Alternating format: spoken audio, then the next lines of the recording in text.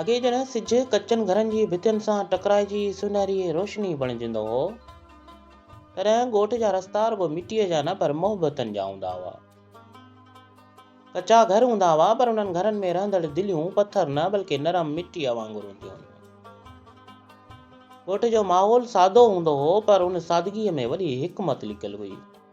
माण्हू घटि ॻाल्हाईंदा हुआ पर संदनि लफ़्ज़नि में वज़न हूंदो हो। इज़त दौलत खां मथे सम्झी वेंदी हुई। बुज़ुर्गनि जी ॻाल्हि हुकुम हूंदी हुई ऐं नंढनि जी ग़लतीअ खे मोहबत सां सुधारियो वेंदो हो।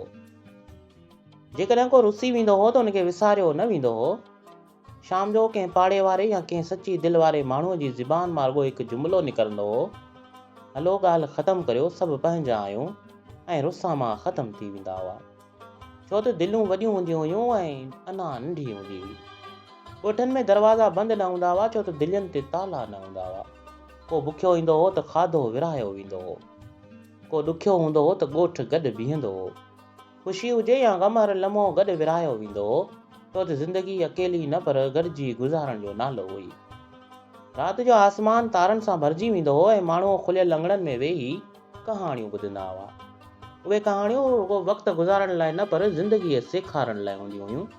मोहबत, वफ़ा, हमदर्दी ऐं सब्र, उहे सभु सबक़ कंहिं किताब मां न पर कंहिं ॻोठ जी ज़िंदगीअ मां मिलंदा हुआ। अॼु जॾहिं शहरनि में ऊचा घर आहिनि त फ़ासिला बि ऊचा थी विया आहिनि। अॻे दौर जो ॻोठ हिकु यादि बणिजी वियो आहे, हिकु अहिड़ी यादि जिते ग़रीब माण्हू हूंदा हुआ पर ईमानदार हूंदा हुआ।